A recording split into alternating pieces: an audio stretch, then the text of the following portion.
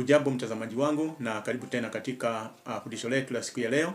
Leo tuko katika somo la 26 na tuko katika sura ya 24 katika kitabu cha Mwanzo.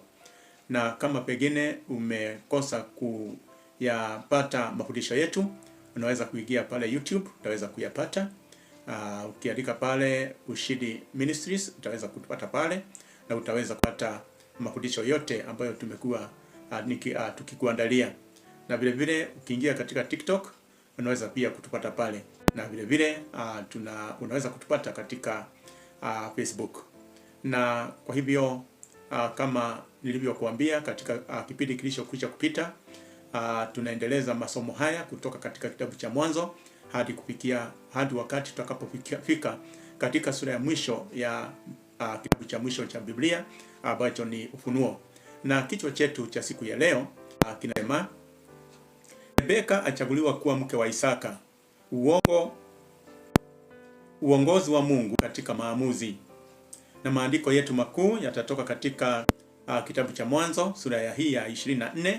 Tutayaona katika mstari wa 12, na vile vile tutaweza kuyapata maandiko mengine makuu katika kitabu cha Methali sura ya 3 mstari wa 5 na mstari wa 6. Na tunapoangalia maandiko katika kitabu cha Mwanzo sura ya 24 mstari wa 12, Biblia inasema kwamba Bwana Mungu wa bwana wangu Abrahamu, na kusihi unijalie mafanikio leo, ukamfadhili bwana wangu Abrahamu.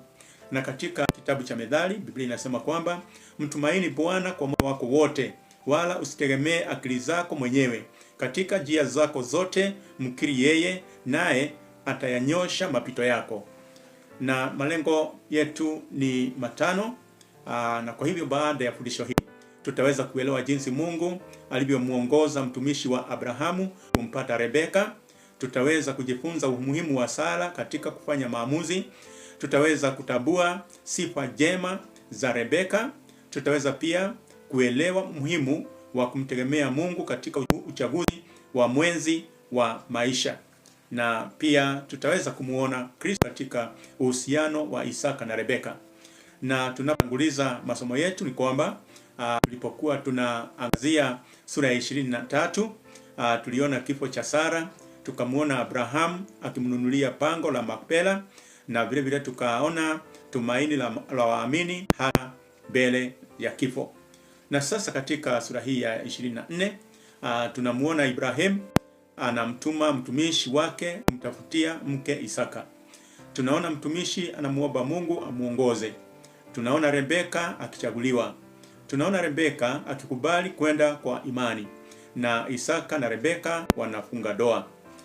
Na hii ndiyo sura ndefu zaidi katika kitabu cha Mwanzo, na inaonyesha jinsi Mungu anavyoongoza hatua kwa hatua maisha ya watu wake. Kati ya kifungu cha kwanza na kifungu cha 8 katika sura hii ya 24 tunaona Abraham akimpa mtumishi wake jukumu. Abraham alikuwa amezeeka sana, na alimwagiza mtumishi wake mkuu asimtafutie Isaka mke kutoka kwa Wakanani, aende kwa ndugu zake huko Mesopotamia. Na pengine swali hapa ni kwa nini hakutaka mke wa Kanani? Kwa sababu Wakanani waliabudu miungu mingine. Abraham alitaka mwanawe aoe mwanamke ambaye angemheshimu Mungu wa kweli. Na katika waraka wa pili wa Korintho sura ya 6 mstari wa 14, Biblia inasema kwamba msifungwe nira pamoja na wasioamini. Na somo muhimu hapa ni kwamba waamini wanapaswa kutafuta mwenzi au mke wa maisha anayemcha Mungu. Na kati ya kifungu cha 10 na 14 tunaona sara ya mtumishi. Mtumishi alipofika karibu na kisima aliomba, Bwana uniongoze leo. Aliomba ishara.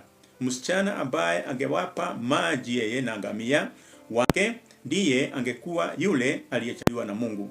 Na somo la kiroho hapa ni kwamba maamuzi makubwa yanapaswa kuambatana na sala. Na katika waraka wa Yakobo sura ya 1 mstari wa 5, Biblia inasema kwamba mtu wa kwenu akipungukiwa na hekima na aombe kwa Mungu. Na kati ya kifungu cha 15 na 21 tunaona Rebeka akitokea. Kabla hata hajamaliza kuomba, Rebeka akafika kisimani, na alifanya hasa yale ambayo mtumishi alikuwa ameomba. Na sifa za Rebeka zilikuwa ni kwamba alikuwa msichana mkarimu, alikuwa mchapakazi, alikuwa mwenye heshima, alikuwa mtiifu na vile vile alikuwa mwenye moyo wa kusaidia wengine. Kuwanywesha ngamia 10 maji kulihitaji juhudi kubwa, jambo linaloonyesha bidii yake. Na kati ya kifungu cha 22 na 27 tunaona mtumishi akimshukuru Mungu. Badala ya kujisifu na mafanikio yake, mtumishi alisema, Bwana ameniongoza katika njia. Na somo muhimu hapa ni kwamba tunapopokea majibu ya maombi yetu, tunapaswa kumrudishia Mungu utukufu. Katika kitabu cha Zaburi 115 mstari wa kwanza, Biblia inasema kwamba sisi Bwana, sisi, bali jina lako lipe utukufu. Kati ya kifungu cha 28 na 61, Rebeka anakubali kwenda. Familia ya Rebeka ilipoulizwa kama yuko tayari kuondoka mara moja, Rebeka akajibu, nitakwenda. Tuangalie imani ya Rebeka ni kwamba hakumuona Isaka, hakujua maisha yaliyokuwa mbele yake, lakini alimwamini Mungu na akatii.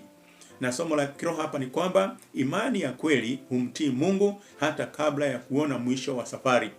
Katika waraka wa Ibrania 11 mstari wa 8, Biblia inasema kwamba kwa imani Abrahamu alitii alipoitwa kwenda, naye akaenda asijue aendako. Kati ya kifungu cha 62 na 67 tunaona ndoa ya Isaka na Rebeka. Isaka alipomuona Rebeka alimkaribisha nyumbani, akamuoa na Biblia inasema akampenda. Na baada ya kifo cha Sara, Isaka alipata faraja kupitia ndoa yake na Rebeka. Na somo muhimu hapa ni kwamba ndoa ya mpango wa Mungu inapaswa kujengwa juu ya maombi, uongozi wa Mungu na upendo. Katika waraka wa Efeso sura ya 5 mstari wa 25, Biblia inasema kwamba enyi waume wapendeni wake zenu kama Kristo naye alivyolipenda kanisa. Katika kitabu hiki cha Mwanzo sura ya 24 tunaona wafafanuzi wengi wa Biblia wanaona mfano mzuri hapa. Abraham anamwakilisha Mungu Baba. Mtumishi anamwakilisha Roho Mtakatifu anayewaongoza watu kwa Kristo. Isaka anamwakilisha Yesu Kristo. Naye Rebeka anamwakilisha kanisa, bibi arusi wa Kristo. Na kama Rebeka alivyoitwa kumfuata Isaka kwa imani, ndivyo kanisa linavyoitwa kumfuata Kristo. Tunapoangalia kitabu cha Ufunuo sura ya 19 mstari wa 7, Biblia inasema kwamba harusi ya mwanakondoo imefika na mke wake amejitengeneza. Na mafundisho makuu ya kiroho hapa ni kwamba Mungu huongoza wale wanaomtegemea. Sala ya mtumishi ilijibiwa kwa haraka.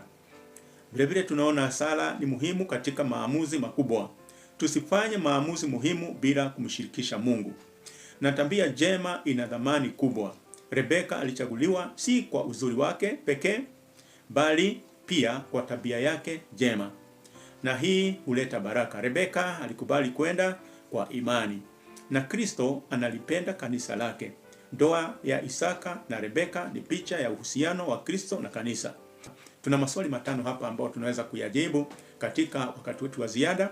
Na swali la kwanza linasema, kwa nini Abraham hakutaka Isaka awe mwanamke wa Kanani? Kwa nini Abraham hakutaka Isaka awe mwanamke wa Kanani?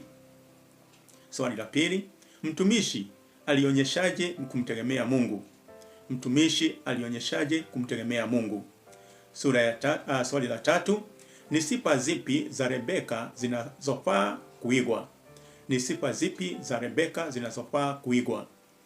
Swali la 4, tunajifunza nini kuhusu kufanya maamuzi kupitia sala? Tunajifunza nini kuhusu kufanya maamuzi kupitia sala? Na swali la mwisho ambalo ni swali la 5, Isaka na Rebeka wanaonyesha vipi uhusiano wa Kristo na kanisa?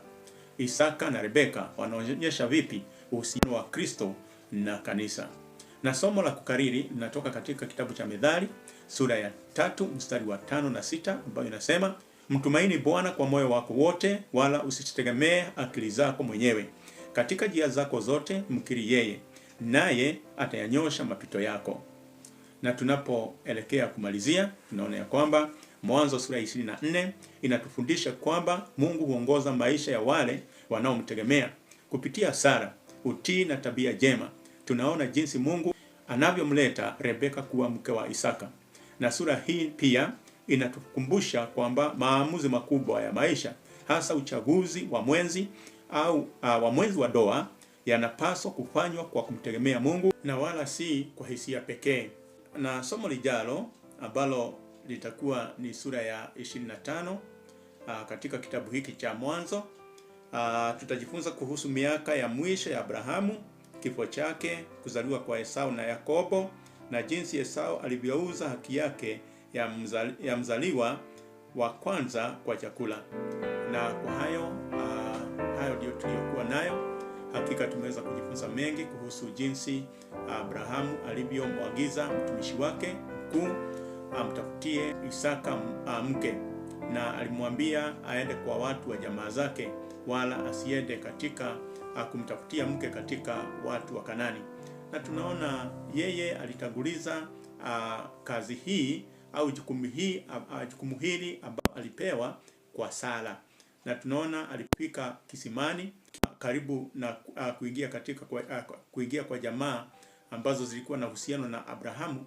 Tunaona akimuomba Mungu na kusema yule msichana ambaye atakuja kuteka maji wa kwanza, akamuomba Mungu kwamba awe ndiye atakayekuwa amechaguliwa kuwa mke wa Isaka. Na hata kabla hajamaliza Sara, kuna huyu Rebeka ambaye alikuja na akamuomba aweze kunywesha ngamia wake maji, na alikuwa na ngamia 10. Kwa hivyo kazi ya kuwapa ngamia 10 maji ilikuwa ni kazi ngumu, na Rebeka aliweza kuyafanya haya yote. Kwa hivyo alikuwa ni msichana mwenye busara, mwenye kuchapa kazi au mwenye bidii, na ambaye pia na bali na kuwa msichana ambaye alikuwa ni wa kupendeza. Na vile vile tumeona ya kwamba ni vizuri sisi pia tunapokuwa na majukumu makubwa, ni vizuri kumtanguliza Mungu kwa sala. Ni vizuri kumuomba Mungu ili aweze kutupa maarifa ya kutoa maamuzi ambayo yanafaa katika maisha yetu. Na kwa hayo nakutakia kila laheri. Mungu wetu akubariki na kutendea mema. Shalom.